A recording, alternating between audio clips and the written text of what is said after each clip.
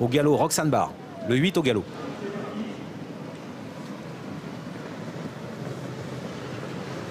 Et voilà parti dans ce quintet avec un superbe départ comme prévu pour le numéro 9 Blues d'Orville qui sprint avec Pierre Well. D'un seul coup il se propulse en tête et il prend 2 longueurs d'avance. En bonne position également la favorite le numéro 5 Blue Story avec à la corde le finlandais le numéro 1 John Boy. À l'extérieur on se rapproche avec Aprion avec également Ange de Lune qui est très bien parti. Ange de Lune en effet qui est parti vite en deuxième ligne mais qui n'a pas pu se rabattre. Il va donc falloir faire un nouvel effort pour Ange de Lune qui est en train de se rapprocher mais en troisième épaisseur devant Blues d'Orville. A fait parler sa vitesse de base pour prendre facilement l'avantage. En deuxième position il y a John Boy. Aprion qui est un peu hésitant et là tout près au contact des premiers avec Ange de Lune qui poursuit donc son effort. Quant à Blue Story, elle est en 5-6e position dans le sillage d'Aprion. Les diesels Astral Virtot et Attaque Parisienne ont été un peu pris de vitesse comme prévu en début de parcours et commencent à se rapprocher à l'extérieur en troisième épaisseur derrière le numéro 4 Ultra de Vin de Scie alors que le numéro 12 Beauté de Bailly est au galop en pleine. Blues d'Orville est en tête. Est-ce que Pierre Well va laisser passer Eric Raffin? Ce serait peut-être un danger parce qu'il peut se retrouver ensuite enfermé. Il a l'avantage toujours alors que Astral Virtot se rapproche avec Attaque Parisienne également. Blues d'Orville qui garde l'avantage pour le moment. Il faut dire que les dos proposés ne plaisaient pas à son driver et il a donc décidé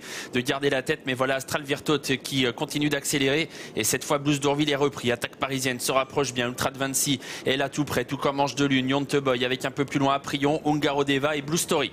Une 0,8, 6 au 1500 mètres, une 10-3 au 1000 mètres. On a repris sous l'impulsion d'Attaque Parisienne maintenant qui prend l'avantage face à Astral Virtot. Le piège se referme pour Pierre Well bloqué à la corde avec Blues d'Orville. À son extérieur, il y a toujours Ultra de Vin de Scie avec tout près également Ange de Lune. Aprion patiente et voilà Pierre Lévesque qui attaque maintenant à l'extérieur avec la favorite Blue Story qui vient vite. Ouais, mais on est sorti un petit peu devant lui avec Ange de Lune et finalement Blue Story va pouvoir bénéficier du sillage d'Ange de Lune qui se rapproche. Blues d'Orville a pu sortir de la corde également. Le haut de la montée Attaque Parisienne qui est en tête. Ange de Lune qui doit venir un peu tôt et qui est lancé désormais. Astral Virtot qui est là, Blues d'Orville qui a une très bonne course qui se fait emmener et Blue Story qui est là également au contact des premiers. 500 mètres à parcourir, Attaque Parisienne réagit face à l'attaque de Mathieu Abrivard avec Ange de Lune qui n'a pas pu prendre l'avantage avec en troisième position Blues d'Orville qui vient facile avec Blue Story tout près également à la corde. On résiste avec Astral Virtot en train de ligne droite. Attaque Parisienne est en tête mais voilà Pierre Well maintenant qui accélère avec le cheval de Virginie Lecros qui vient vite. 300 mètres à parcourir, Attaque Parisienne va tenter de résister à Blues d'Orville qui est lancé désormais alors qu'on aborde la mini droite bientôt. Blues d'Orville lancé, Attaque Parisienne qui résiste à la corde et Blue Story